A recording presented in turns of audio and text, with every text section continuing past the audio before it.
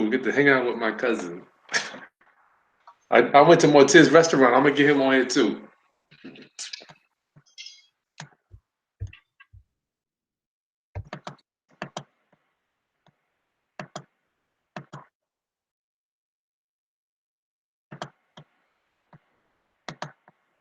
How's the weather up there in the city?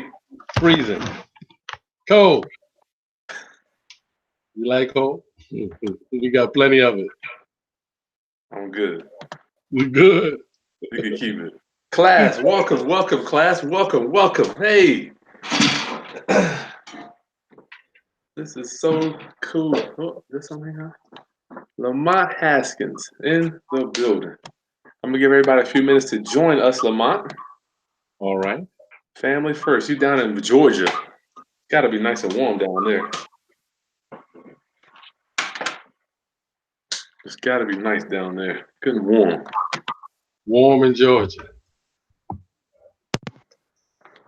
No, we're good.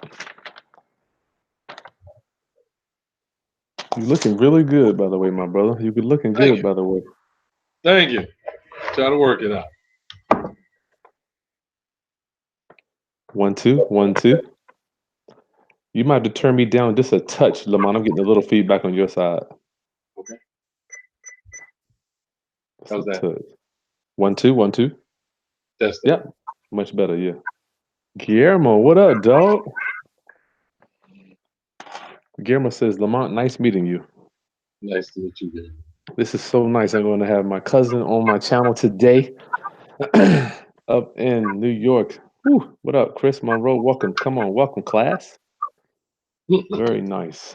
Welcome, class. Typically, I have different people that have been my mentors on Mondays, my mentors, people that I've learned a lot from, some giants in the real estate investing world. Today, I got my cousin Lamont. Lamont, I might need to go down just a tad bit. I'm still hearing some ringing. 1 2 1 2. Testing. Yep, that sounds good. Am I too low for you? Can you still hear me? No, I see you. Sounds good. Okay. Class, thank you for joining me today. Don't forget, take a few seconds. Subscribe to my channel. Subscribe to my channel. Mash the like button for us today for optimization purposes. And share this comment for other people that want to be in the industry. Today, hanging out with Lamont Haskins. What's up, my brother? Hey, guys, how you making out? I'm blessed. You're looking wonderful, by the way. You're looking wonderful. Where are you, Lamont? I'm in Harlem, USA. Bigger, better, and blacker than Disney World. The mad sunburst, prettiest place on the universe. That's where I'm at.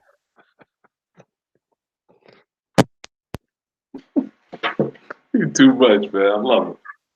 Lamont, thank you. You know what? Class. Well, you don't know. This is my cousin on the Haskins side, Lamont Haskins. We hooked up many years ago, and this guy has just so much energy. Been an inspiration to me.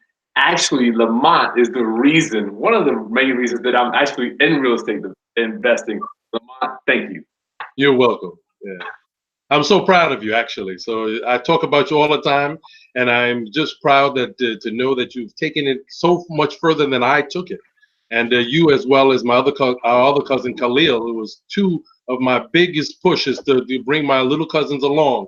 You know, I always thought of myself as the cool cousin, so I was able to make some inspiration and make some changes in the world. And you're one of the biggest changes that I've watched and seen and develop. And I'm really proud of the things that you're doing and continues doing, particularly this avenue of sharing the things that you've learned when you've become a master at the art. So I'm very proud of you as well. Wow, that means a lot, man. It means a lot. Thank you, my brother. I have seen you come. I mean, my class, obviously, we're real estate people to the death, but I want to talk about a lot of things today. Multiple streams of income, one of them, other businesses that you have done. And Yes. I just found out today that you have actually never had a job. True story. Well, I had to rethink that, and and the story about that is that I worked for a company because you know, my father could never understand why I wasn't looking for a job. So I decided to get a job, and I That's did Uncle get a John. job. You were saying that to you? Yes. And so he told me that I should, you know, get a job. You know, so when are you going to get serious and get a job? So I decided to get a job, and I worked for the company which was called Bucks. which is called Budget and Credit Services, and I worked for them 2 weeks. And the lady docked me. I was on the getting ready to get on the elevator, and there was an old woman and myself. And I said, "Well, you can go ahead in front of me." I let her go upstairs. I was 3 minutes late because I let the lady get on the elevator before me, and the lady docked me 1 hour of my salary. Oh. That was after working there for about 6 days. On the seventh day, I decided to tell them after working there for 7 days. That was Tuesday. I told them that I would be leaving. I wouldn't be coming back, and they were like, "Well, you should owe us a 2 weeks to notice before we can find someone else." I says, "Take the paycheck that you have for me and use that as my 2 weeks notice. I'm never coming back." And I never worked for anyone ever since that day. That's a true story.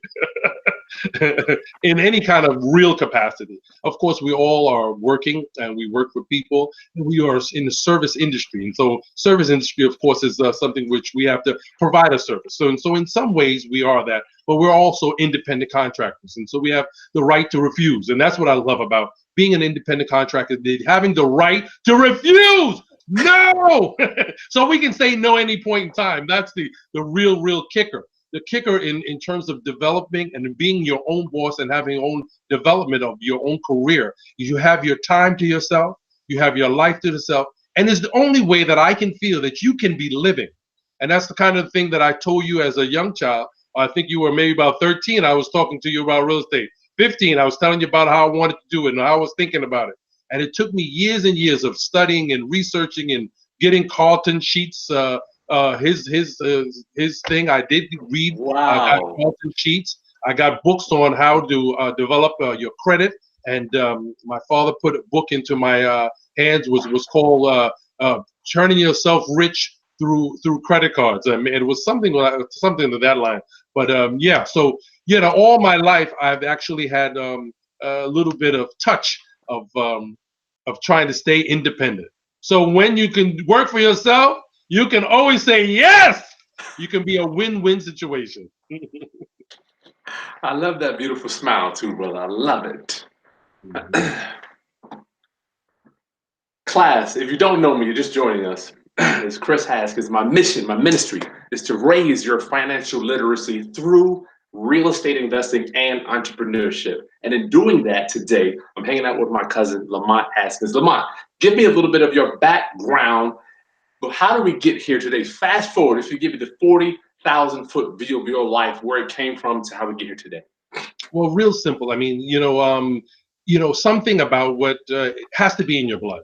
And we were talking about that earlier today, and just in terms of, really talking about, I started selling pencils, going around the house in my house. And I always noticed that the kids in school didn't have pencils. And I would sell pencils for 2 and 3 and 5 cents, and trying to get a little change. And that's what I would do. I can talk about, going 7 years old, going in the back of comic books and selling greeting cards. And anybody who was a comic book and had comic books know in the back of the greeting cards, they said you can take this order and you get orders for greeting cards, and then you can have personalized greeting cards and you sell that. So I went from there. And then I went and I was actually doing door-to-door sales with my father. My father had a little company, working for a company in which he was independent. My father had no longer was living in New York. He was living in California. Flew out to California, went out there and did door-to-door sales. You were in San Francisco, right? Was that Frisco? I was in Frisco. Yeah, we would go and he would pick up what he called the dirt road gang, and we would pick up a bunch of guys, and they were inner city young men who at sometimes would be challenged in terms of living. I was the youngest of all of them. He would take 13 to 15 to 16-year-olds. Of course, sometimes he would have 17, 18-year-olds.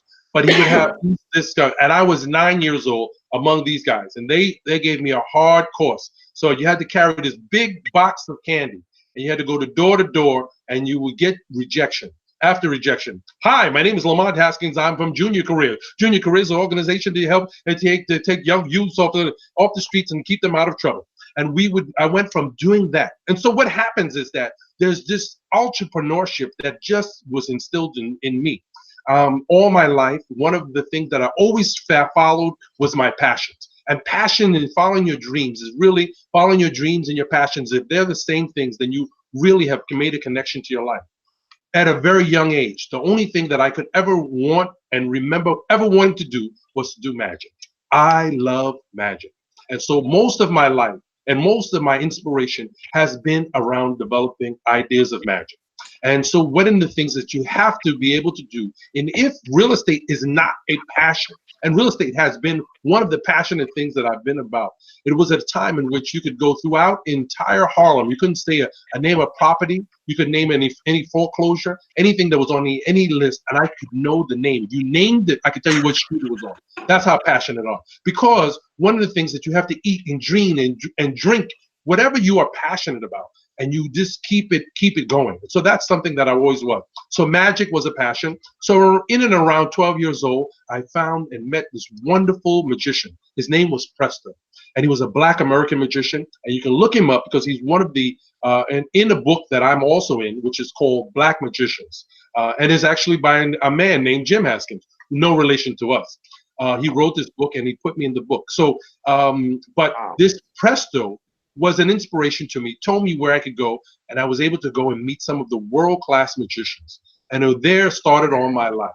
And I actually went away at some point, found out some tricks, looked about things online, used to go there on Saturdays and watch all the professionals come and share their tricks and do things. And from that, I watched, after leaving a magic show, leaving the magic shop, I saw about 15, I saw a guy on the street doing tricks. And I laughed because I said, I can do everything that you did. He said, really? And I reached in my pocket and I had every single trick that he had just performed on the street. And he said, oh, really? So then go ahead, do a show. I said, no, I don't know how to do a show. He said, you saw what I did? Well, just do the same thing I did. I said, but I don't know what to say. He said, did you hear me say anything? And he didn't say anything. And everything was in pantomime.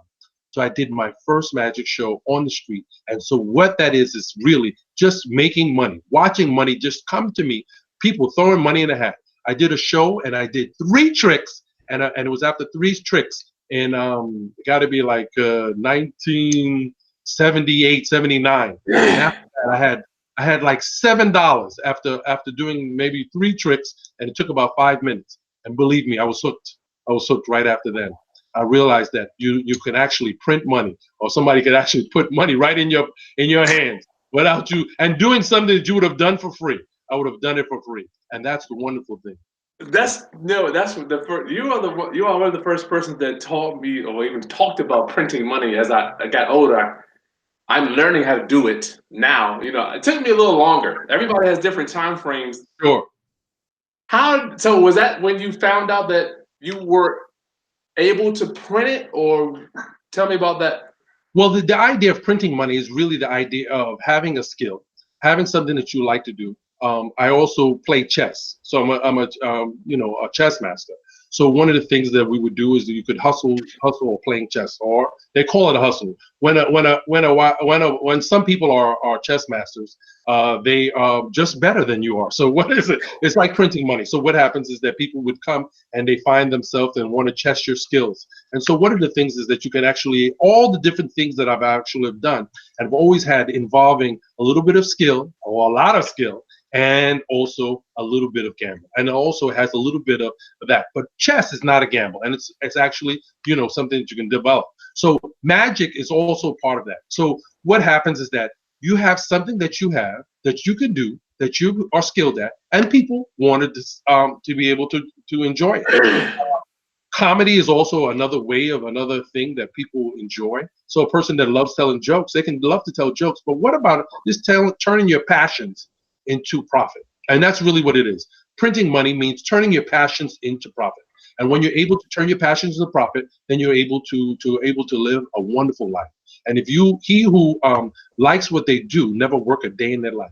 So that's when you say, did I work a day in my life? There was never a day that I did what I wanted to do. And if I didn't want to do it, then I didn't do it anymore, because I only do what I like to do every day.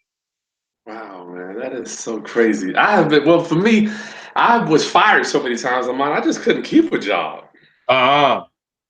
Yeah, keeping a job. Well, I don't know. Well, what were you fired for? Lack of performance? Were you lack of timing? Coming in late? What was the reason for you being fired? I mean, it's different things. One time I'm so good, the boss didn't like me, one of those. And then sometimes I show up and I do really good.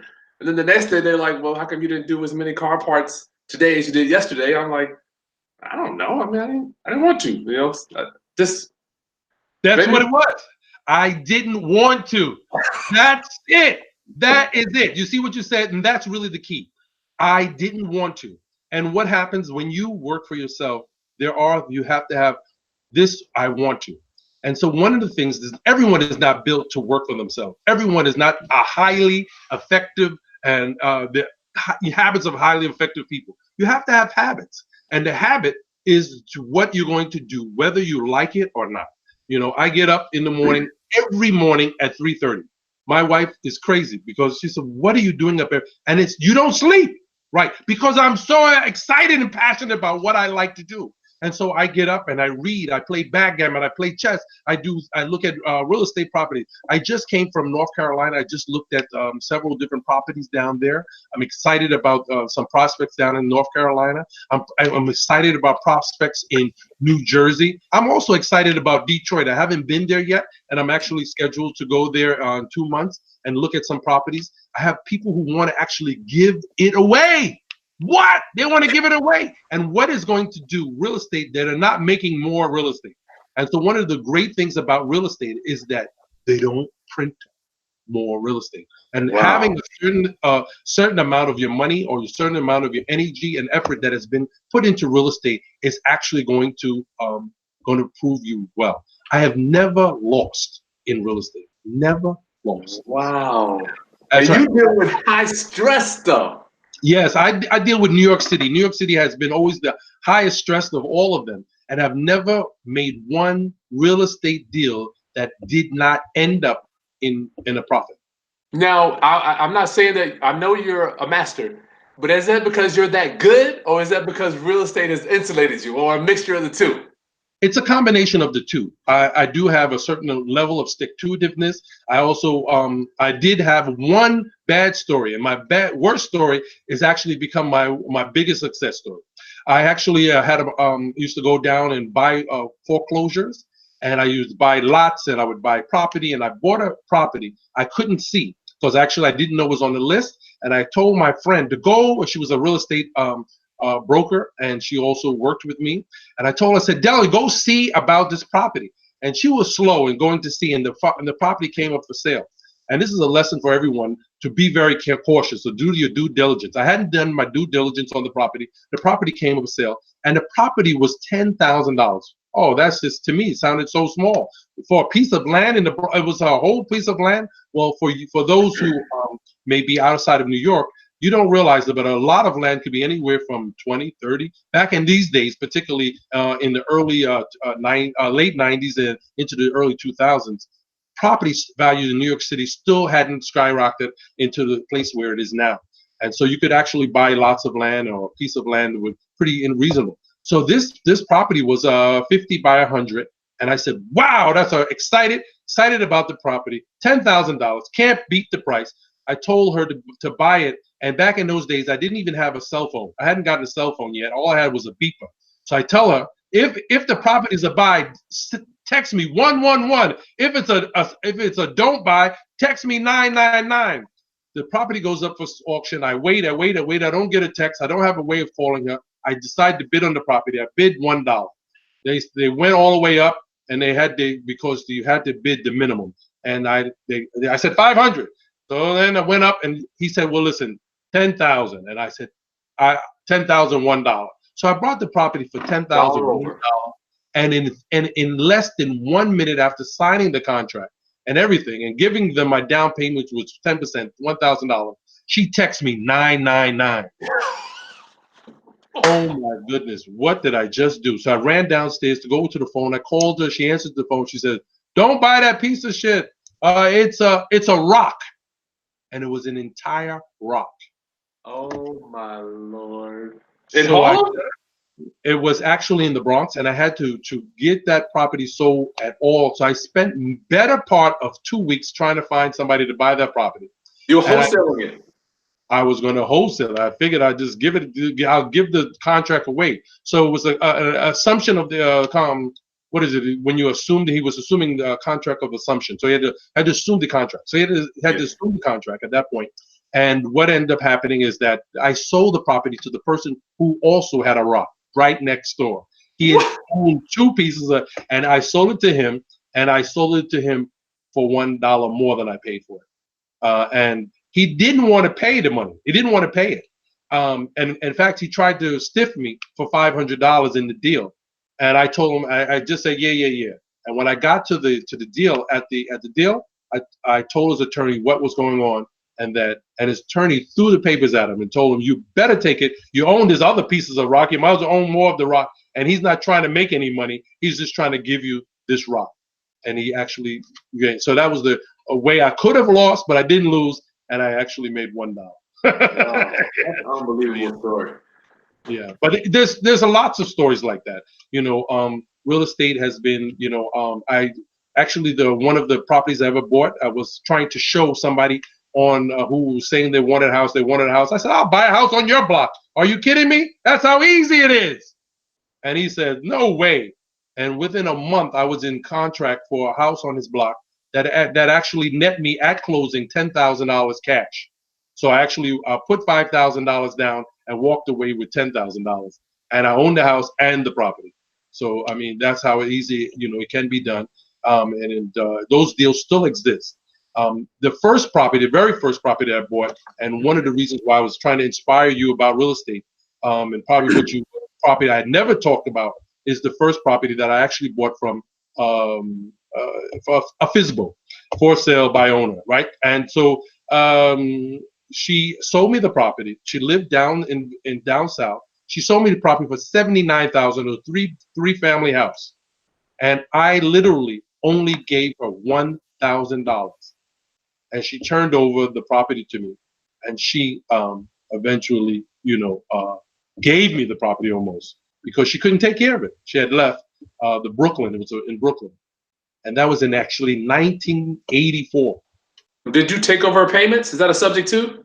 It was an assumption. Yeah, I assumed it. I gave her $1,000. I had to pay her. I was getting paid in the property about $1,500 a month for a three-family house, and I was paying her $1,000 a month, netting $500.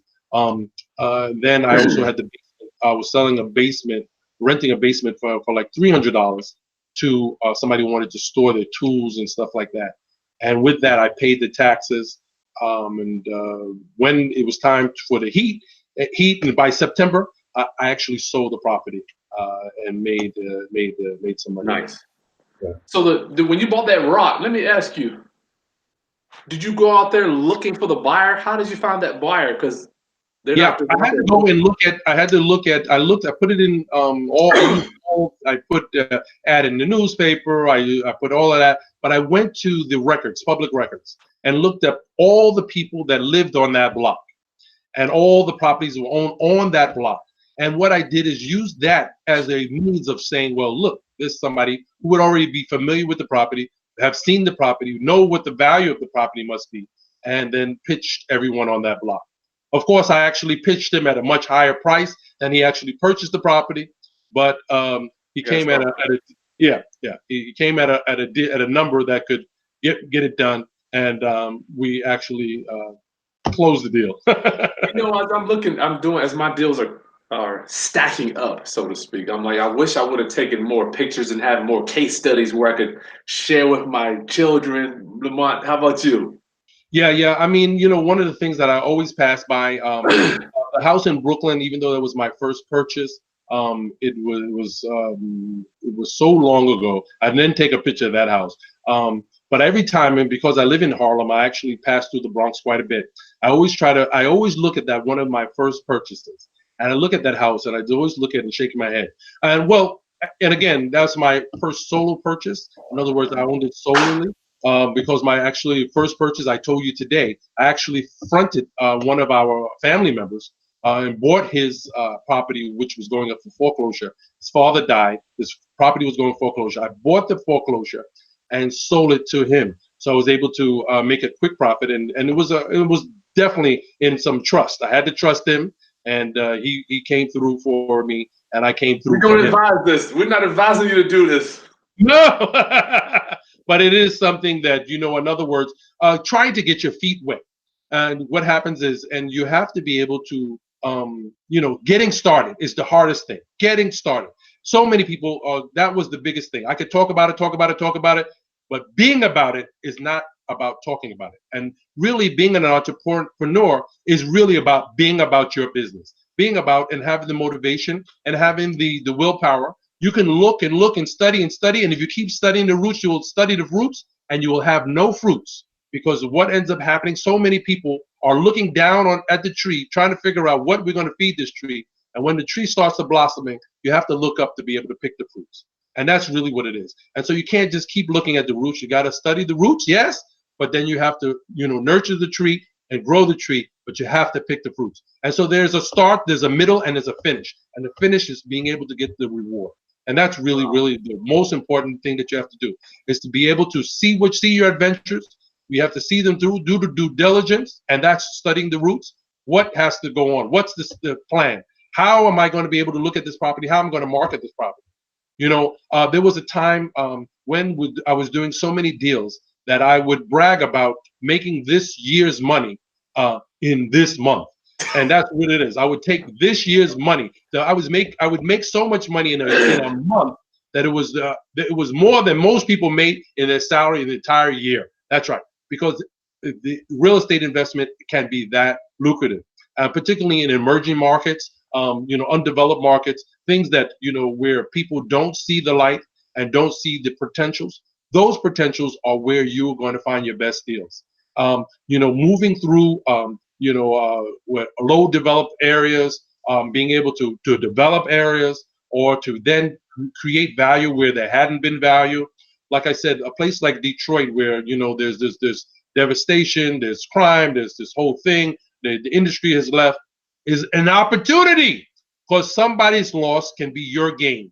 You may have to be able to look for the long term for the gain, but the long term is going to come and you are going to gain. And you have to be assured that that's really going to happen, because there's always a turnaround. And within 10 years, just about every real estate investment that you ever probably have made always doubles. There's almost always doubles. And if it doesn't double, then you've made a bad decision in your choices. Because time and money, something that time does to money, it increases it. It just increases it. Let me ask you, transactions versus, are you a transaction guy or more of a whole guy? A combination of both. So, when you're in the foreclosure, which is mostly what I had been doing for years and years and years, I would go into, and I don't actually recommend people buying foreclosure property. The best way to buy property is actually by somebody that an individual owner, going door to door, knocking on doors, or sending out your flyers, putting up your flyers where people contact you that they want to sell, and you telling them that you can give them the best price, giving them a good price if they give you flexibility in their deal. The flexibility of offering, your way of having flexibility of your deals is being able to meet people in a place where they're at. And, you want to make sure that they can find themselves. And if they're able to be flexible in their terms, you can be flexible with giving them their price. And that's the best way of being able to find your best deal. Of course, you got to make sure the deal works for you. That's the other thing. Just because they're flexible with their price or flexible with the deal still has to work and it still has to make sense. And that's the other thing. But the best way now, buying foreclosures is the hardest way of purchasing property. That's to me, absolutely the hardest. When you say hardest, let's put that around quotes, because let's put it around quotes. Well, there's easier ways. Let's put it this way. There are easier ways to get property. There are definitely easier ways. And so, trying to, assuming mortgages is always the wonderful way. That is the most easy and transfer. I mean, that's just so smooth. That can be very, very smooth. Here's X amount of dollars. You're making an assumption of the mortgage. The transfer is easy. All of that is very, very smooth. So versus an assumption of a mortgage versus a foreclosed property, which sometimes you're not able to get in New York City. You're not able to get inside the foreclosure property. So you can get inside of it. That ain't how it works. Nowhere. No, that doesn't work like that. You don't know what you're assuming. You buy something and you don't know what you're assuming. You get inside, you go, oh, I got all of this. I walked into a property. I had a house filled with furniture, filled with furniture.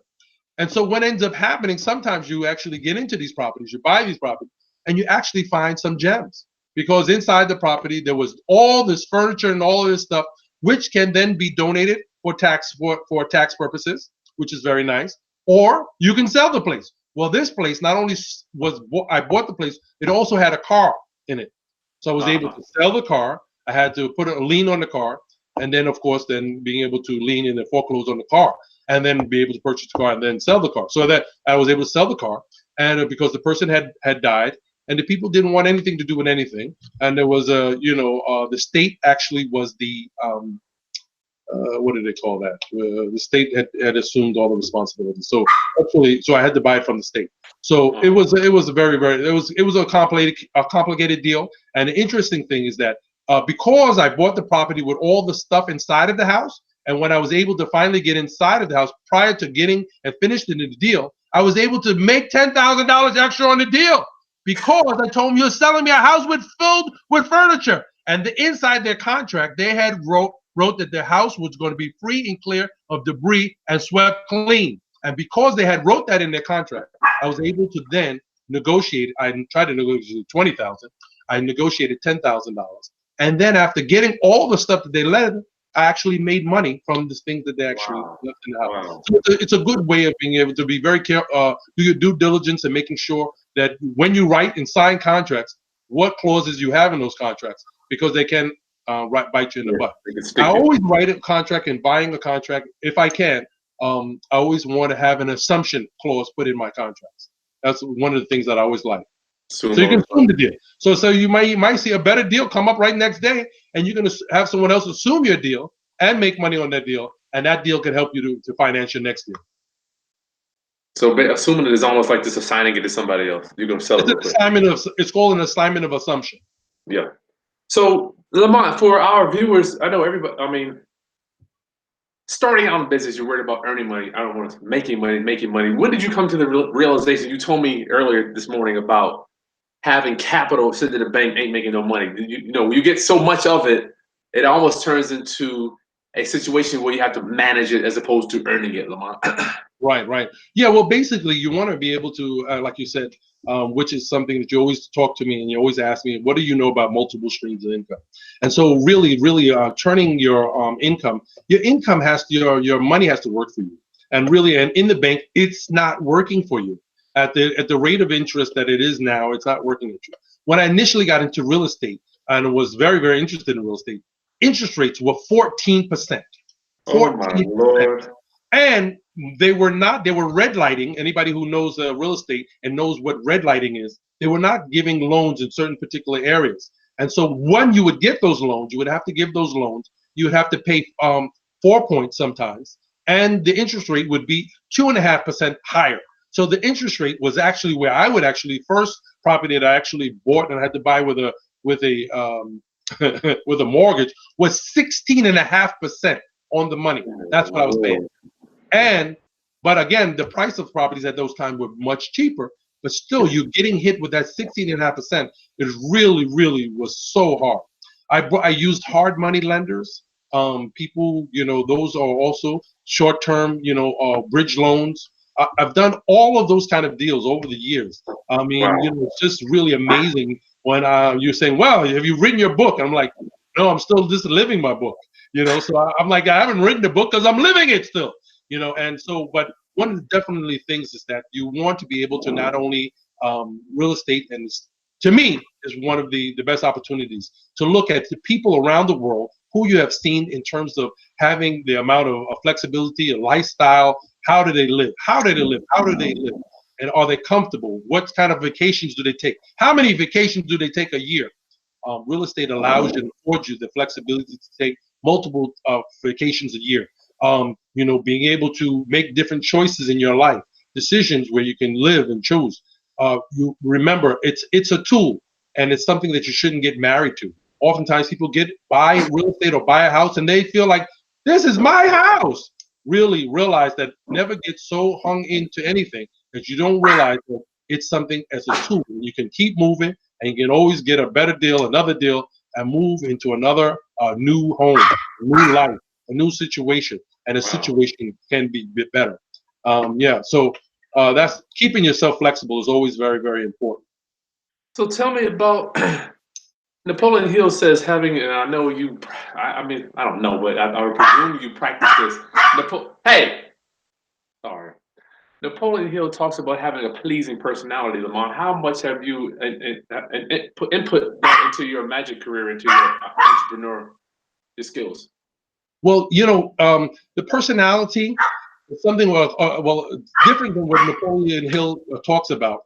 I noticed that the personality, I changed it to really say character, and I use character as a development. And so if I was to rewrite that, I would use the word character as a word of different from personality, but also appeasing and an appealing character or an appealing personality.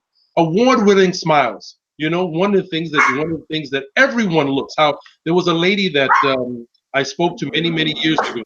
Her mother always told her that she was not very attractive, and I thought that was so sad that the mother told the child you're not that attractive. But one of the things that I learned from that discussion with that lady is that her mother told her that she wasn't that attractive and that she needed to always smile. Yeah. Always smile. And one of the things that one of the things that happens when you talk and you smile, your voice is so much better. It comes out clearer. Your enunciation, your pronunciation, your inductions, your whatever you're doing is going to come out fine. And so one of the things that you even talked about, you have a wonderful smile. And smiling helps people to feel warm, feel the warmth and feel the energy. And also if you're talking your phone conversation, smiling helps to make people much more at ease. Because even though they can't see the smile, they can feel it. You know what? I remember one time, Lamont, I'm sitting at the dinner table with a couple buying their house. It was worth 100 and whatever. I'm buying it for 50. And you know me, I'm always smiling, And the lady just says, you know what? I just love your smile. I'm so glad to be selling you this house. And that's from that point on, I'm like, it really does pay off just to give the world a smile, Lamont. I agree with you. Yeah. And so really the smile is connected to the personality. Also, if you like who you doing business with, it's easy to do business. And that very opportunity, she could have said that she didn't like you, she didn't like your energy, and she didn't like how you came off, and she could have changed her mind. And also, that deal could have cost you another $10,000 to $5,000, like and that's really what it is. And oftentimes, how often have you gone into a business deal and you say this person's shady? You're like, I can't. I'm gonna get through this deal, but they're shady. And that's also things that you're going to meet in terms of real estate. You're going to find a lot of people who have some really shady personalities, and they're not really looking out for the best interests of anybody, but for themselves. That's right. Nice. All right. Let me see. Class. We're gonna do some Q&A at the end, Lamont. We've already been on here for 40 minutes. Can't believe it. Amazing. 40 minutes goes by quick. Class, please. We're gonna do some Q&A at the end. My cousin Lamont, full-time entrepreneur / magician. Lamont, I want to talk about some of this magic stuff. Tell me, are you still deeply into that stuff? Are you living? Again, I'm never going to leave magic. Never in my life. I'm never going to leave my passion. I'm never going to leave that which I have. Some things are just proclaimed. You have to proclaim magic. Now, whether doing and practicing magic the way I have may change. I use magic as a means of being able to teach chess to young kids. As I work in a community center, I use magic when I used to go to the hospital setting. I used to work for the Big Apple Circus, where they had something called the Clown Care Unit, where I go to bedsides and use magic then. I use magic as a way of talking about the art of magic and the art of science. My religion, or the idea of what my religious and spiritual beliefs, I connect it to the magic or the belief in God as a miracle and creating miracles through magic. And so everything and every part of my existence exists within the same passion. So when you ask me about magic, I say I can't live in a world. He says wherever and one of the things that I've always coined is that wherever I am, the magic is. And so wherever it's going to be. And so that idea allows for amazing things just to happen in my life. And really, it's the idea of you radiating light and radiating, this positive energy. Whether you're connected to magic, maybe you're connected to I don't know, to being honored or being socially accepted in the world, or whatever your belief is, having a sense of what is your passion and connecting it to the rest of your life is very, very, very big and very important in being able to have a wonderful life and an easeful life, and also having an influencing and winning and influencing friends. I mean, that's a very, very good book. Napoleon Hill was one of a good books that my father bought that book down in Virginia at I a family remember it. reunion. I Yeah, remember it. yeah. And the book cost, my father wouldn't buy the book. And the book, he says, I got a great book for you. I couldn't believe it. I have an original copy of Napoleon Hill. It's a hardcover book. And it cost me Wow. 45 cents in a used bookstore in Virginia, in Lynchburg, Virginia. True story. And I read that book several hundred times. And I've actually taken it's fallen apart, and I will never give it up because it's been such an inspiration to me. The Honorable Jim Rhodes, who was also a very, very public speaker, he actually influenced one of the what's the Tony Robbins. Yeah. Yep, he influenced Tony Robbins. The incomparable Jim Rhodes was also a wonderful teacher for me. I had tapes of him. I listened to him for years. For years, and I could actually talk about everything that he says, and really, that's really one of the major things that he talks about is about passion. So really, public, thought or positive thinking is really a good way of adding everything in your life to being positive. I talk about as I'm getting more into the internet and kind of, I guess, not getting away from real estate, but adding to real estate regarding the internet and how we use the internet to do real estate. Sure. Passion. Yes. You can give away, like what I'm doing right now with my channel. I'm literally, Lamont, I'm giving away all this stuff, and I'm thinking about you with your magic stuff. You are literally, when you go downtown, I mean, you can walk down the street and just do magic, just give it away. Anywhere. How about the train? How about the hospital? How about a church? How about a jail? I've been to all of them. Anywhere. I've been in the train. I've been on the sidewalk street. I can get attention, but I have that kind of, yeah. Go ahead. I'm listening.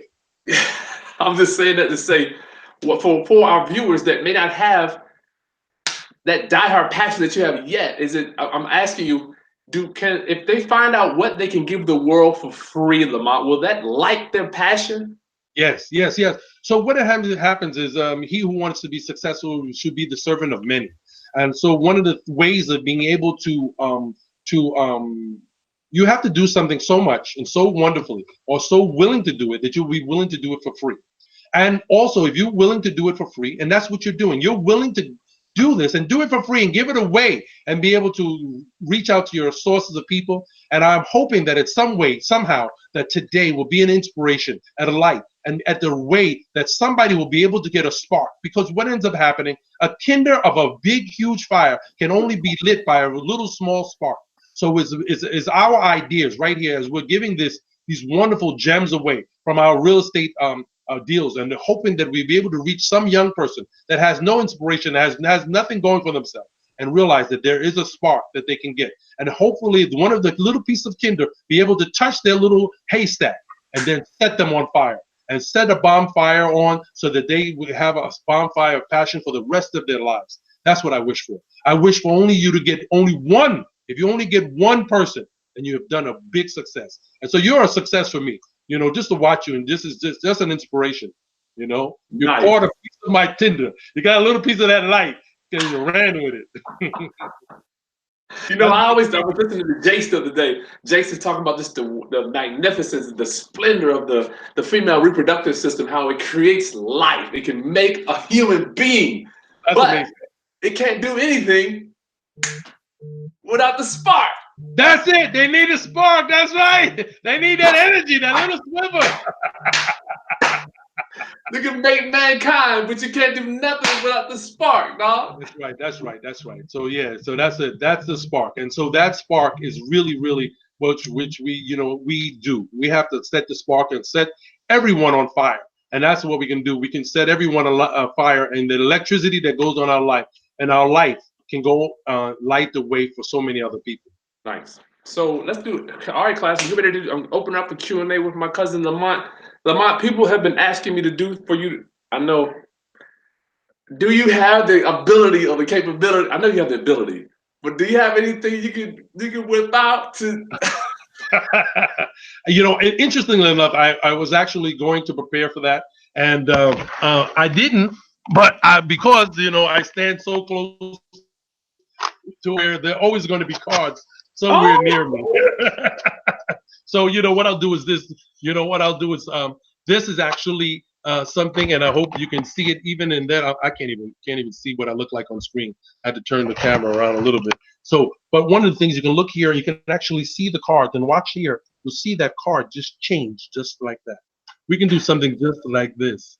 You can see the card. I don't know if you can see it again. If you can see it, maybe you couldn't see it. Let's try it again. You see that card right over there. Just rub it, just like this. You'll see where that card can change. I don't know. Did it come out? Did you see it? hey, the light is turning the angle a little bit. The angle. Is the angle. Okay, well let's move on. They'll watch me some other time. I'll do a special YouTube channel for them to take a look. I have some things that up, and you can look at a website or something like that. Would you do that? Yeah, I can actually do that. It's not a problem. I'll send you a link. All right. Let's get to some Q&A, man. Yeah, Lamont, my brother, Ron, my brother's on here. All right. This is my favorite part, Q&A. Q&A.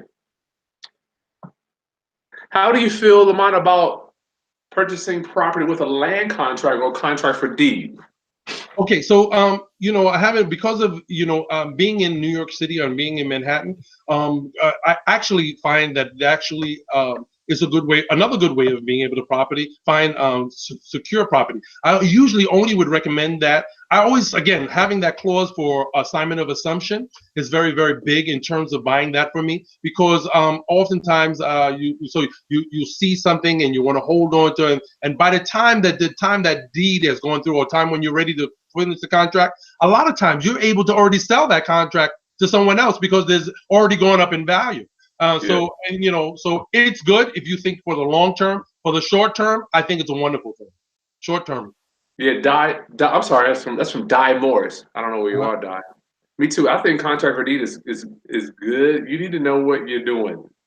You need to know what you do. I actually advised somebody who actually purchased property in Washington D.C. They asked me about my opinions on it, and I told them they got it. It took it was a little bit of time before they had some issues with just some logistics, the flooring, things. Because once they have you in and they lock you in, then they don't necessarily, the kind of work that they do can then be shabby. And you have to have them go back, and they don't want to go in. You have a year to be able to fix these things. You know what I mean? But one of the things is that it was very good for her. I told her, after having the property and having waited for over a year or something, almost a year and a half, I told her, don't buy the property. She didn't like some of the things, and I said, sell it immediately. And so one of the times, if it can be tricky. It can be tricky. Be careful. Yeah. You got to know what you're doing on a land contract. I had a friend of mine that he had to sue the person he was buying on a land contract. Lamont. I see it over and over. Mm-hmm. Yeah, and then when they went to court, they had to determine what due date meant because he paid his mortgage before midnight. That's right. And the seller was saying that due date was 5 p.m. And my friend, the buyer, said the due date was midnight. Dude, they had to go to have a judge determine what due means, and he eventually won. But land contracts can be real tricky, I would prefer you. Huh? I stay away from them. Just because they can be tricky. It's just like I said, there are easier ways to purchase property. Yeah. That's a good question, though. Yeah, I mean, I would sell all day on a land contract. I have no problems if I'm the owner. Yep, sell all day. Buy. Yeah, that's a good idea. Hey, Guillermo, what's going on down in Texas?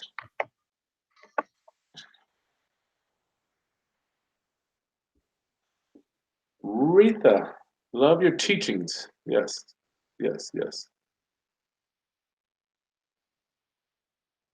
Oh, Bo, you got a deal? Okay, I'll give you my email address if you got something for me to look at. Put my email address right in here. If anybody do you have a Facebook, Lamont, or how do we get, if anybody wants to just kind of reach out to you, maybe hire you. I don't know. You do magic shows? Do you do private stuff too? Yeah, predominantly at this point, I mean, I do mainly on cruise ships. I do private events, and I work for corporate events. So private events, corporate events, mainly in the tri-state area. Of Yeah. course, I am willing to travel. I will having and willing to travel to perform magic. And right now, I'm doing a mentalist show, which seems to be very, very going very well. People seem to be more into the mental magic, where a lot of big illusion stuff seems to be played out, passe, passe. They want to really in your face, read your mind, talk to you about what you are, see about the clairvoyance. So I have a lot of things that are turned into clairvoyance and talking about a psychic test and psychic testing and also the paranormal. So I've connected my magic into the paranormal, and I'm doing a whole speaking. I do speak-ins about paranormal, about developing, reading tarot cards. And so actually you saw me doing magic, and the magic that I was doing was not with playing cards, but they were actually what they call tarot cards. And so I use tarot cards as a way of also intersecting magic and the mystery that I do with magic, with metaphysics. Wow, man. Unreal. I always remember you just had so much energy when I was young. I'm like, I want to be just like this dude. Yeah, and my thought is that I want you to be much like me, but better. Yeah. Yeah, everybody wants to trick. Haskins, full of knowledge and wisdom. Thank you for that, Rosanna. That is very nice to say. Yeah. So, one of the things that I'm just in terms of, developing multiple streams of income, and like you said, it's also having something which is broad. And so, like I do magic. I've always done real estate. I've always done teaching of some way of being able to teach and give back to the community. So part of that is also what I do. I haven't really done a lot of real estate teaching, even though I have a lot of information, a lot of knowledge about real estate. This is an opportunity to give some of that back because I don't do it. I haven't really given so much away in the last 20 years about really talking about real estate. I've actually back in the game. Like I told you, I was out of the game for a minute, and I'm coming back strong, ready to fight again. Within 4 years, people can become multi-millionaires if they know what they're doing, and they could lose every bit of the multi-million dollars by just not making error. It can just as fast as you make it, as fast as it can be lost, and that's because of good decisions have to be there and planning. You need a team. And so one of the things that I'm going to advise everyone who is interested in real estate and real estate development is to get a team together. You need a good accountant and you need a good lawyer. Those are the two things you're going to have to develop your team. And also you're going to be able to establish your LLC or however you're going to take your properties and how you're going to be able to manage them and where they're going to manage, and also always trying to insulate yourself from any type of liability. Yeah, New York is an attorney state, correct? It's an attorney state, yeah. So it's very, very different. And then like Florida, which is a non-attorney state. Virginia too. Virginia too is non-attorney. Yeah. So yeah, and like I said, I have basically stayed within the tri-state area, and all the 3 states, New York, Connecticut, and New Jersey, are all attorney states. So you actually can go through the deal. I've done a deal where we've used one attorney. I don't recommend that as well. I used one attorney when that attorney was my attorney. Yeah. So, but you can recommend people to you can save a little bit of money on that. Actually, you can save a lot of bit of money on that. Using one attorney. And, because the definitely attorney's fees have gone up so quite a bit. Rosanna says, Rosanna, thank you for your love offering. Thank you. If you had any questions for my cousin, it would be cool. Thank you, Rosanna. She's out there in the Bay Area where you was at before. Oh yeah, wonderful. I was out in Dale City. That was a wonderful place, and I love over in that Bay Area. And the price of properties is so high there. My boy lives out there, and you step out on his deck, you can look at the baseball field. We watched some of the World Series back in the day. Danny. Yeah. So LeVar, where you at? He says, how do you feel about pre-foreclosure deals? I guess Lamont, that's where you lived anyway.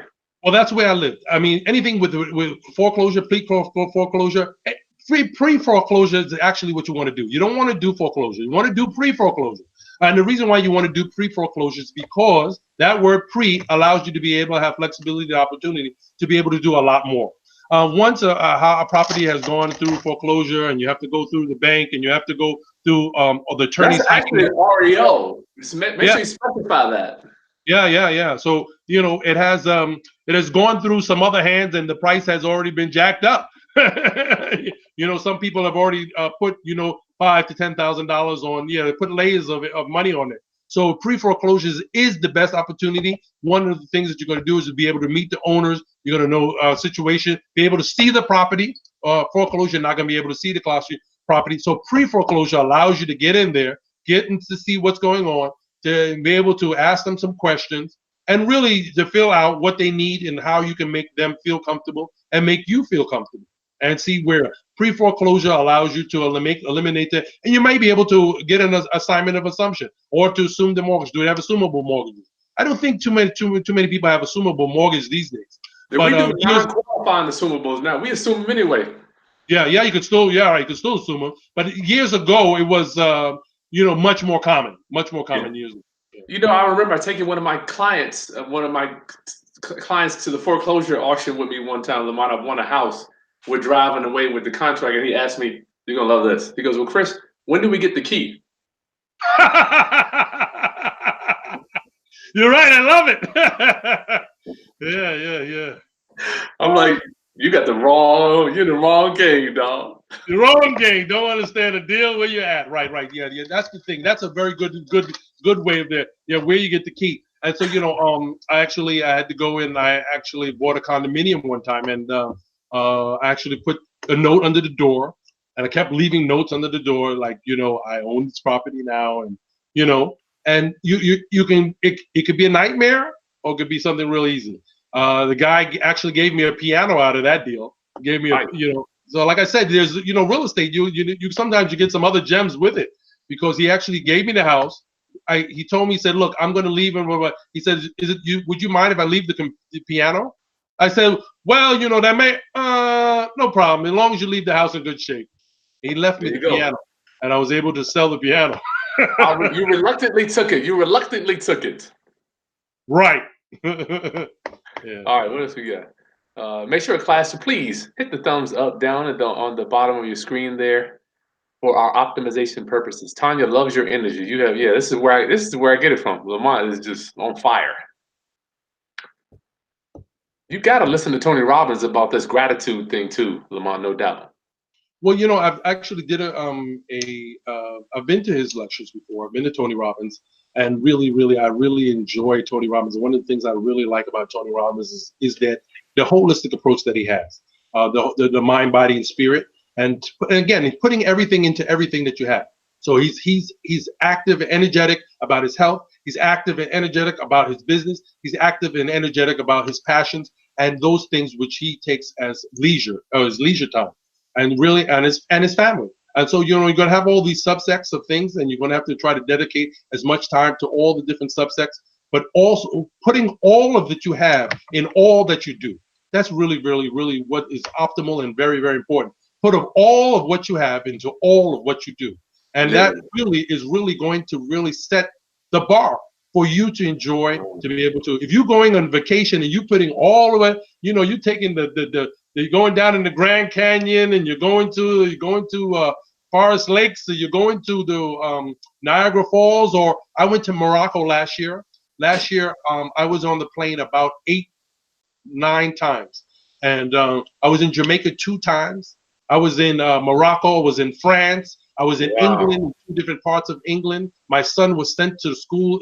He studied in England the whole summer. I've been in North Carolina. I was in Florida 3 times. I mean, just you talking about live in. I tell people all the time, I'm like, this is the world that I live in. Right. That's the world you live in. And so really, what ends up happening, people are like, how do you do it? How do you do it? Well, I just follow what's my next passion, and you can create more passion, but you know what? You want to maintain and be able to be a master of the real passion. And that's the master of your love for yourself, your family, and your community. And if you can love them, then you can love the world. Yeah, that's right. Yes, that's wow. You hitting it, man. What's the name of that book? Napoleon Hill is Think and Grow Rich. I mean, Yeah, Thinking Road. Another wonderful book that I recommend to people, which it's a 10-month book. It's a 10-month book. At the time, it used to be $2.95. I think the book has gone up to about $7 now. Another book is called Og Mandingo. It's called The Greatest Secret in the World. The Greatest Secret in the World is by O.G. Mandingo. Mandina. Mandingo or Dinga, something like Mandingo. The Greatest Secret in the World. He has a series of books called The Greatest Story, The Greatest Miracle. He has it's a whole series of books. But The Greatest Secret in the World comes from The Greatest Salesman. And The Greatest Salesman was his first book was called The Greatest Salesman in the World.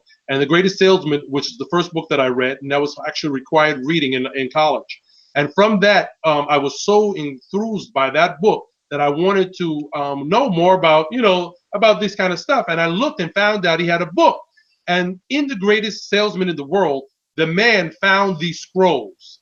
And the greatest secret of the world are the scrolls. And it's a 10-month book. And you have to read each passage of the book 3 times a day. And it's 10 scrolls. And after you finish the 10 scrolls, you should have developed a whole different idea of your personality. And I, of course, read the book several times, and I did it over years. And one of the passages that I greet this day with love in my heart. Muscles can split a shield, even destroy life, but only the unseen power of love can open the hearts of men. Until I master the thought, I'll be no more than a peddle in the marketplace. I'll make my love the greatest weapon, and all those who I meet cannot defend against its force. My apparel they may disprove, my words they may distrust. Even my considerations may cause them suspicion, but my love will melt all hearts likened to the coldest of clays, because I will greet this day with love in my heart. So there's that among more.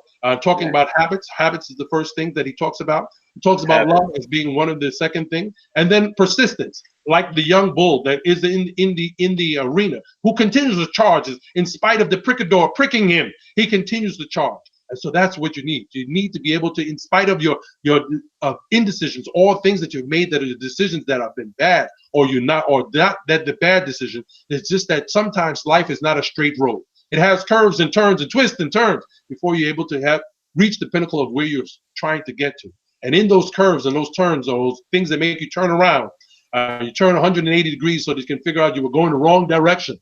So when you find out that you've been going the wrong direction and you go the right direction, you have to use those things that made you turn around or turn to the left or turn to the right to be able to be something which is you can build on. Nice. Catherine Morrow wants to know. Catherine, if you want any of the contracts I can get to you, just email me. I'll send you the link. You can download my stuff. I don't know, Lamont, you don't sell contracts, do you? I don't sell anything like that, no. Carlos wants to know, is buying a property subject to, that's a non-qualifying assumption. Where we going, we just take over the payments, Lamont. Yeah. How do you get a profit? Seller wants to walk away with $8,000. Can I offer my seller 40? Carlos, we need to know so much more. We can't crunch down a deal unless we know the ARV, what it owes. Yes, we need the ARVs. You need to know the more particulars than that. Yeah, I mean, but just by hearing it already, seller wants $8,000. Really, what's the value? You're right. You said you don't know what the value of the property is, and what's the potential of the value? What's the upsides? Are you planning to be a user? You're going to sell it? Are you going to do a flip of the property? What are you're planning to long term? Are you going to wholesale it? There's too many opportunities, too many things to be able to try to answer that question. Carlos, you need to get a consultation, brother. If you want a one-time consult, just email me, brother. NYC don't have land trust. That's right. We do not allow. They don't recognize trust. Lamont, how are you taking title up there in New York? Well, you have to use a title company, and they have to do searches and title searches and stuff like that. I'm talking about we buy them in trust down here. I'm using LLC, or what is the entity you're taking title? Yeah, you're taking the title in LLC. All right. Yep. Catherine wants to know, do you mentor people in NYC? I guess she's up there. Yeah. At this point, I don't. Like I said, one of the things that I do, I haven't mentored people. I'm actually willing to. People want to talk about it, and they can actually, contact me at magicalmonty.com, magicalmonty.com, or magicalmonty@AOL.com. yes, I still have an Lamont, alien. you're just the guy. I mean, I have seen you, the go-to person to get whatever it is. I mean, you just make shit happen, dude. I mean, I don't know what it is. It's magic. Yes, it's magic. That's what it is. And so yeah, so there's a there's a different kind of things. There's a lot of knowledge and a lot of inspiration and people who want to I'm coming back to real estate full force. I'm back on my way back into it full force. I actually had to take a hiatus. Decided to do some other things, develop some other opportunities that I was doing in my life. I'm actually going back as another stream of my income and adding it back onto my my way. So yeah, I actually last May sold one of the last properties that I was going to sell, and now it's back to rebuy. It's actually rebuy, re-up, get back the muscles, get back your energy, get back, and I'm ready to rock and roll. So if you got a deal for me, send me a deal, y'all. Send me a deal. I'm ready. New York City deals. I'm taking deals in New York, New Jersey, Connecticut, and my new market is going to be North Carolina. So if you got deals for me, send me some deals. I'm interested in taking a look at whatever you got. Send me the specs. I'm ready to rock and roll. If you're ready to rock and roll, make some money with me, you can add me on, and we can do it together. So that's it. Catherine says, "Where are you dealing with are you dealing with motivated sellers in the courthouse, or are you going out to the courthouse doing your research, or what were you dealing with?" Right. So one of the things is that getting they have real estate lists where they have wholesale lists or people really trying to connect with the buyers. It actually has become so competitive, particularly in New York City. The competition is so incredibly high. And so you have to do other ways. You have to be more tricky to be able to get to your sellers and people that you're trying to get business, because generally they send you, if you own property in New York City, you're getting flyers in the mail constantly because people are constantly trying to flood the market with their opportunities. You got people knocking on your door. Don't you want to sell your house? And you got to almost put a do not disturb, no seller allowed, no trespassing. I'll shoot you, guys. It's like, I mean, really, it's like that. I don't want any witnessing. Don't witness at my house that you want me. So yeah, no, my house is not for sale, and but and the houses that I have left, I'm not selling. I have a condominium. I love condominiums. I actually think it's a wonderful opportunity. You can buy them at wholesale. People underestimate the value of condominiums. If you can get them at a good price, I love them. Yeah. Condominiums, you can you just pay your little maintenance fee and they maintain everything, and you go there and collect your rent and keep it moving. Rosanna, all right, we got an hour and 10 minutes. Rosanna wants to know, what is the difference when a property is in pre-foreclosure versus actual being a foreclosure, Lamont? It's so misconstrued. I think we throw that word around so much in real estate, and I want to make sure people understand exactly what it is.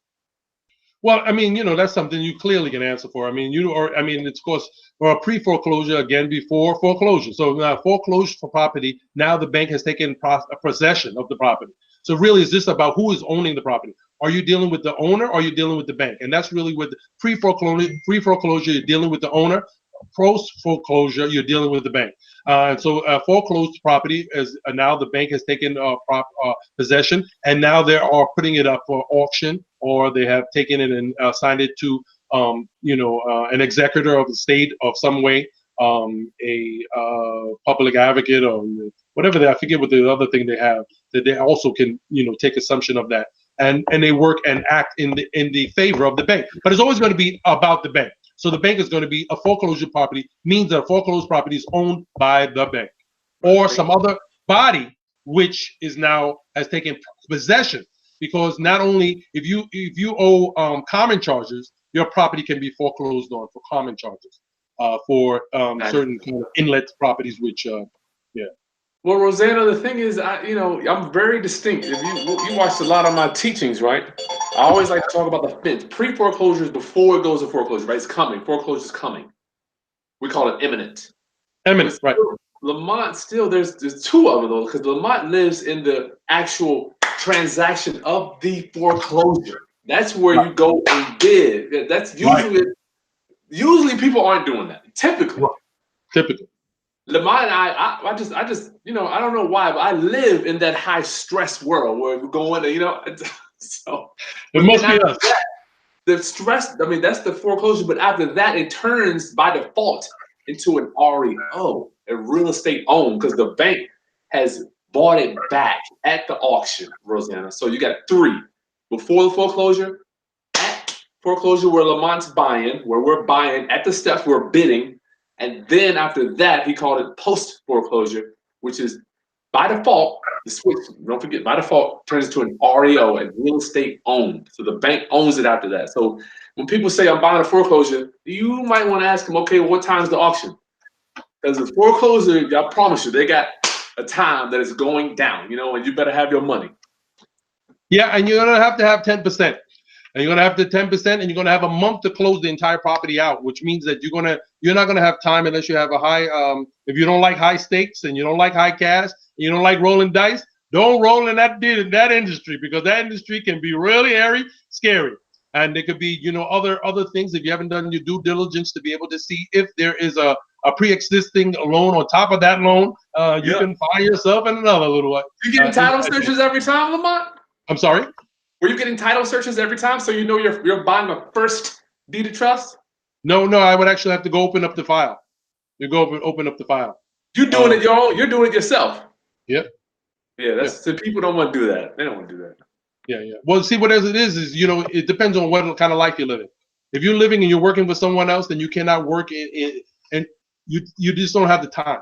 And it really depends on your time. If you work for yourself and you work and live in this industry, in this world, and you decide to make your will and your living as a way of life. And so if you own your time, you can own your time. You have to do what you can do. But if you don't, you have to work for somebody. They're not trying to let you go out there, go look at this. You're not going to have enough time on your lunch break. And believe me, you're not going to be there in time for the auction on your lunch break, because it is going to go down at a certain time. And that time may be 2:15, 2:45. It may be 9 a.m. It could be real on the court stairs in the cold weather, in the rain with umbrellas. I've done it all, folks. I've done it all.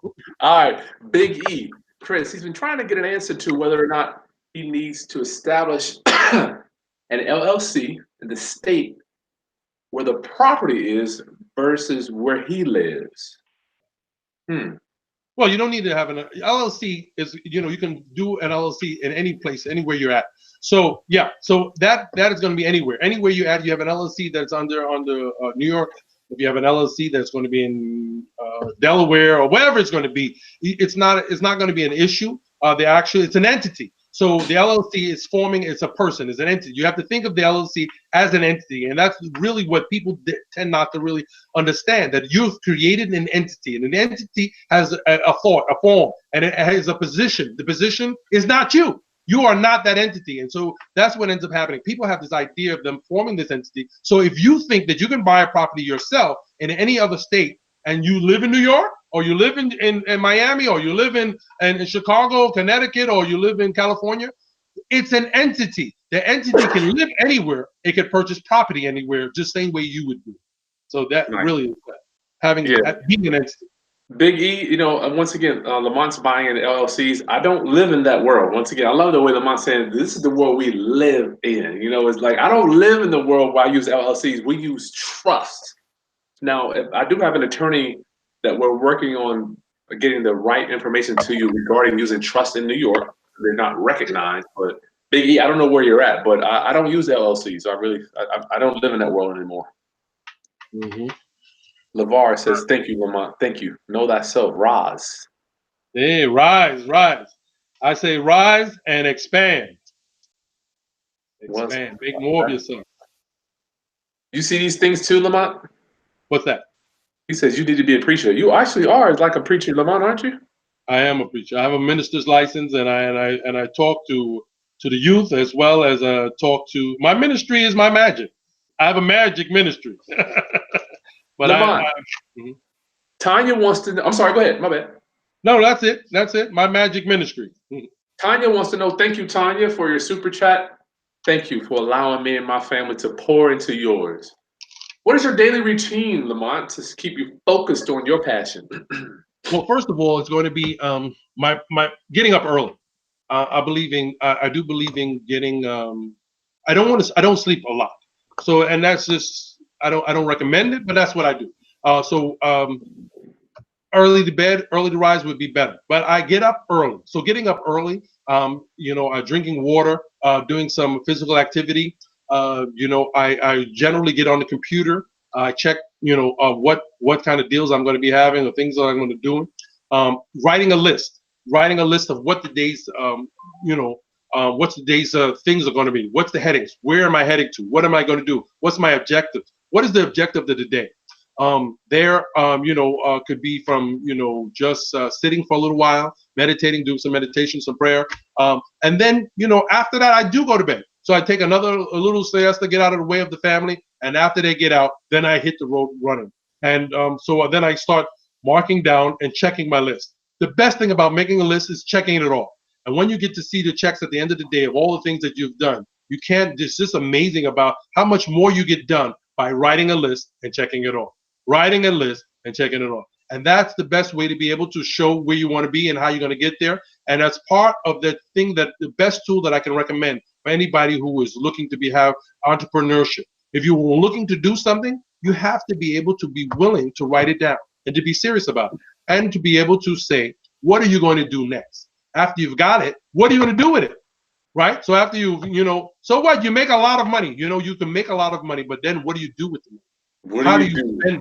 What are you going to do? What are you going to use more money for? People will always say, I want to make a lot of money. Well, what is a lot of money? What's your number for a lot of money? 3 million? How much do you want to make a year? And what does it look like? What are you going to do with it? When do you have it? And when people don't have a sense of what they want to do. If you're just into real estate because you think you're going to make money, then don't get into real estate. Yeah, because real estate is about a mindset. It's about a living, a style. It's a lifestyle. You want to be able to be in real estate for the reasons that it's going to give you. It's going to give you accessibility to flexibility and to control of your life and your future, your children's life, building that. What are you doing for your family and allowing for yourself to take vacations, wonderful things, opportunities. But the main thing is that you have to have a passion for it. It's crazy, Lamont. I'm like, as I look here, this is so far, 2019 has been so far in January. It's been the best year for me ever. I'm looking at it. I'm like, wow. I promise you, it's all because of the internet, man. I'm just blessed, and because I give a lot, But right, I'm like, what are we gonna? I keep telling them, that's God. Like, what are you gonna do with the money? What are you gonna do with it? If I were to give you $100,000 right now today, what do you want to do with it? What do you want to do with it? Lamont, usually I cannot get a good answer out of people. Yeah. So, the one that listen, you don't have to give me 100. I'll take 50. So, and I can do so much with 50. And that's really what it is. And that's so my point. And sometimes you can offer $100,000 and people can't even spend the money because they don't have a list of things that they want to do with the money, the opportunities that they want to be able to do. First of all, you have to give 10% of it away, or you have to be able to tie in some kind of a way, or be able to give it away. Now, sometimes people feel, well, I don't want to give away my money. Well, then you're going to give away the amount of time that you would have used for that money. So you can also give away. This is an opportunity for me to give back. And this is actually a way of spending money. Instead of spending or try to make money, I'm giving away my time. And so that is an opportunity for other people to grow. And it's a way also to be able to feed and to nurture into sparking other lives. And so, yeah, giving away. So taking money and using money. What is money? Money has no value. Absolutely no value. It has no value. Can't buy a dollar for a dollar. A dollar can't buy. All you do is buy another dollar. That's right. A dollar cannot buy another dollar. And 1 cent, 1 penny cost the U.S. government to mint. It cost them over 6 cents to mint. So, it's like even pennies can't even buy a penny. A penny can't even buy another penny because it's just not even worth it. It's just like, at this point. And so that means it has very little or no value. It has no value. It has no value. So we need real property, real substance, something of substance. And that's what you need, substance. And so what happens is the first thing you do with $100,000 is turn into something that's real, something that's tangible. And it has to be able to make some type of a resolution. You know that, though. I mean, I know you know. I'm just saying, people are like, they run by me saying, first, I got this, I got that. All I need is the money. All I need is the money. I got this. And I'm like, I don't know. I don't know. Man, again, we got to look at the subset. I mean, money is a very, very important tool, but it's only a tool. Money is a subset. I know so many people who are so much happier. I actually in a month, like I said, I don't want to say how much it is, but I made a considerable amount of money. I made more money than people have made in their entire year in a month, in less than a month, right? And in certain That's kind of not unusual. right, it's not unusual, and it's a transactional, but it's a transaction. And at the end of the day, the next day, I was expecting to feel this elated feeling when I first made my very big sum of money, first month. And the next day, I literally felt nothing. And really, one day, I actually helped somebody to change a flat tire, and they reached over and hugged me and thanked me so much, and they drove off. And the opportunity to help somebody to change their flat tire was so much more rewarding than making this. Wow. Yes. It's very real, very real, very real. You know, I pick up trash, right? Wherever I go, I've been picking up off the ground. People. I'm like, it's it's more fulfilling. What you doing? Tell me to say hi. Oh, they want to say hi. This is your cousin, Lamont. Hi. Hi. This is Taylor. I know Taylor. Hi, Taylor. This is Morning. Everybody want to say hi. I'm sorry, Lamont. All right, everybody. Hey, hi. Missy wants to say hi too. It's fulfilling, Lamont. Like the dollar, once you have so many going through your hand, it's almost like. Yep. Yep. Let me finish with Lamont. I'll be done in a few seconds. You stay here, dude. You stay here. Okay, let me see when I got any questions, Lamont. Get you out of here, man. Oh, your email, Lamont. Let me type it in. Give it to me, brother.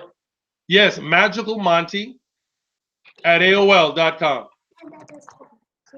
He wants it. He wanted to. Yeah.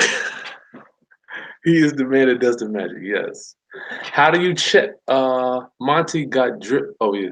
How do you check for the title, Lamont? I'm presuming he already talked about that. Real quick, Lamont. Catherine wants to know how you do your title. You go down there and do it yourself.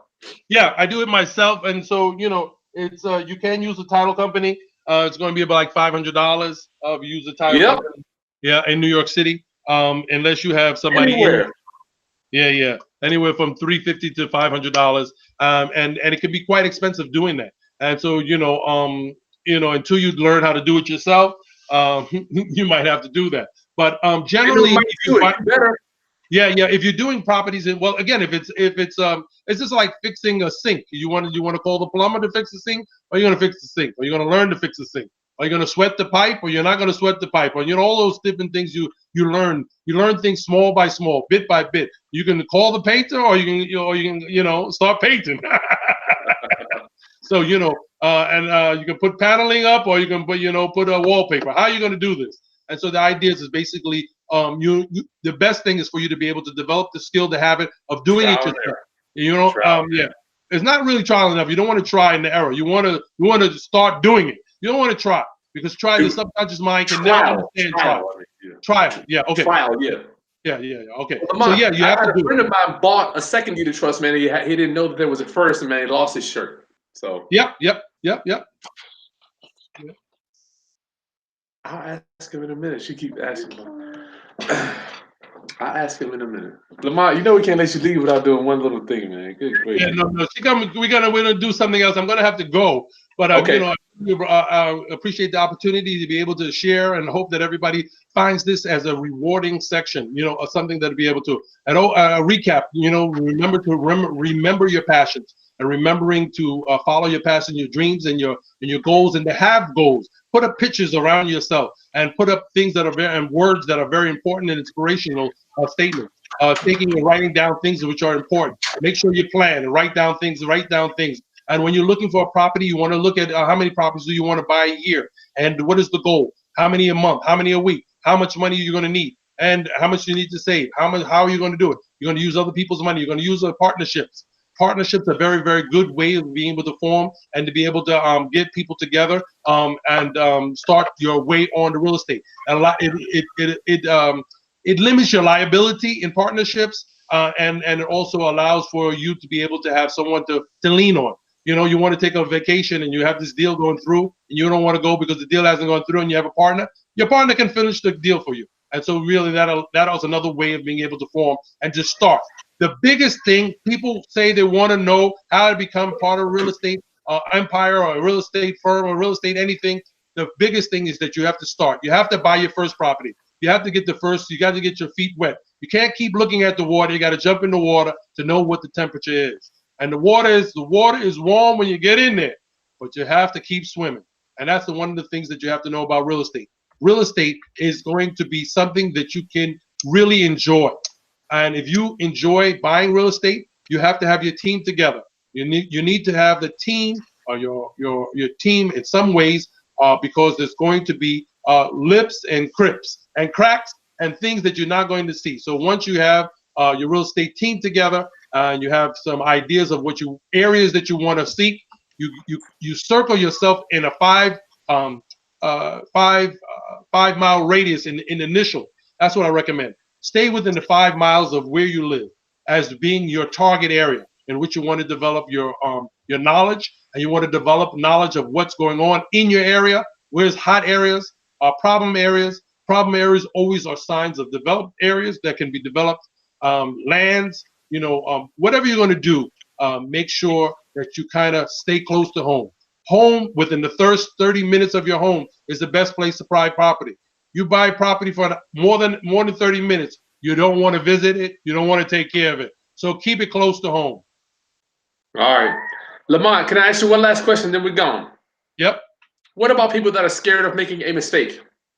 Right. You're going to make mistakes. I mean, it's just we're human beings. And so the idea of making a mistake and being afraid to make a mistake. But it really, if you do your due diligence, you're going to minimize your mistakes. And due diligence is really, really going to be key. Your research. What is your research? What have you studied? How did you study? What have you done to be able to, have you learned how to do, going to talk to people? You're going to make mistakes, but the mistakes can be small ones. Not make gaping holes where you buy property where has second and third mortgages and your position's third on the list. You don't want to be in those positions. You want to be on the top of the food chain.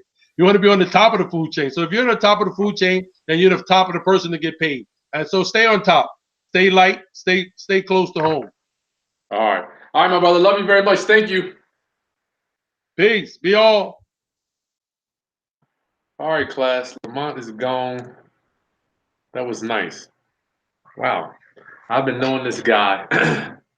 I met Lamont. We did our first Haskins family reunion, 1983, I believe. He was just so energetic and just, yeah, he's in Harlem, Williams, I sent that email to you also. King Acres, would I get my real estate license? That's personal decision. I mean, I don't have one, but make sure you please smash the like button, class. Lamont, just a beast. I bring these people to you, class, because these are the people that have influenced me to help me to become who I am today. Every time I go to New York, I'm hanging out with Lamont. The man knows everybody in Harlem, downtown, uptown. I mean, good God. So I get to grab some of that Harlem. I don't know what it is about the Harlem energy, though, just being on the old 125th Street, just unbelievable. They used to have the bazaar up there. But you have allowed me to bring my world to yours. I get to plug into your world to get you moving. Hopefully Lamont has helped you do that. All right, so last thing I have to ask you is, don't forget, subscribe to my channel, class. Smash the like button. And if you need any, I'll do a one-time consultation for you. My live videos, hit the bell. I'm still putting it all together. I know this Friday I'm going to have my attorney. We're going to be going over contracts and some of the contingencies. Jessica Siegel. Friday around 3 or 3:30, and then Eddie and I will be hanging out at 1 o'clock. Hopefully 1 o'clock on Wednesday. Class, I love you. Chris Haskins. Don't forget. What is it? TheRealEstateRoundup.com. We're revamping the website so you can get all of my products. They're not that expensive, but I do want you to invest in yourself. If no one invests in you, you have to do that. Nobody cares about you. One thing I had to learn in this world before I got into real estate, nobody cared about me. I was born in obscurity, as Jim Rohn would say, from Lynchburg, Virginia. I came to Hampton University. After I graduated, I tried to keep a job. I got fired so many times, I couldn't keep a job. No one cared anything I'm doing. I'm like, you know what? I have to invest in myself. Invest in yourself. Spend a few dollars. I cannot tell you how much money, tens of thousands of dollars I've spent on my education and investing in myself. Okay, I'll see you soon, class. Peace.